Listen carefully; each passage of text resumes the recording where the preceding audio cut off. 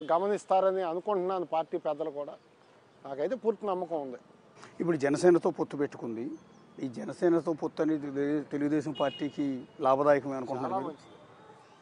100% మంచిది. అతను చాలా గొప్ప నిర్ణయం చేశాడు పవన్ కళ్యాణ్ గారు. దాన్ని ఆహ్వానించేటటువంటి పరిణామం. అతను ప్రజాస్వామ్యాన్ని కాపాడటం కోసం అతను ఏదన్నా ఒక అప్పీల్ చేయాలన్నా కానీ, అతను ఏదైనా మాట్లాడంగానే ఏదో భార్యలు అంటాం, అతని మీద అతని కులాన్నే పెట్టి తిట్టేయటం, ఇవన్నీ రాజకీయంగా కరెక్ట్ కాదు. అతను ఏదైతే మాట్లాడాడో దానికి సమాధానం చెప్పాలని బాధ్యత అధికారంలో ఉన్న వాళ్ళకి.